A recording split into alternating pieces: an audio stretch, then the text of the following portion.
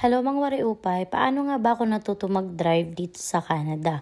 Just giving you an idea po, hindi to po sa Canada ay hindi 24/7 nag-ooperate ang mga buses at LRT. So, kung nag-work ka po ng graveyard, kailangan nyo po talaga mag-drive dahil necessity po ito dito sa Canada, guys. So, ayun na nga, way back 2017, nag-take po muna ako ng exam, tinatawag dito sa province of Alberta ay class 7.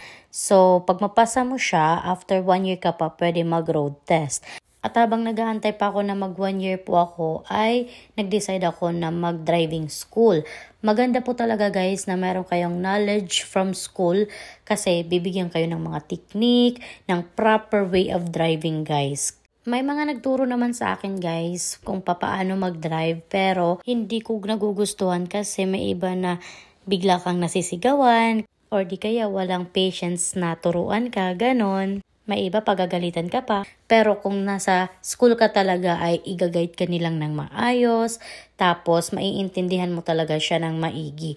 Medyo may magastos lang siya that time, pero okay lang kasi magagamit mo talaga ang skills na napag-aralan mo. At malaking tulong din po yun pag mag-apply ka for car insurance kasi may discount na siya guys pag malaman nila na nag-aral pala tong taong to. Way back 2020, nag-take ako ng first road test ko at thank God, napasa ko siya agad. Kasi akala ko talaga mafe-fail ko siya dahil sobrang kabado ko. Tapos, alam mo yung nag-overthink na ako ng mga negative that time dahil nga mas snow siya guys at slippery ang road. So, yung confidence ko talaga hindi 100%. Pero, dahil sa tulong ng magaling kong instructor that time, napasa ko siya in one take. Tips ko lang po sa mga gustong mag-drive, dapat pag-aralan nyo ng maigi at maging mindful kayo sa environment at maging responsible drivers po. Huwag po tayong magdadrive pag feel natin na inaantok at especially pag laseng, it's a very no.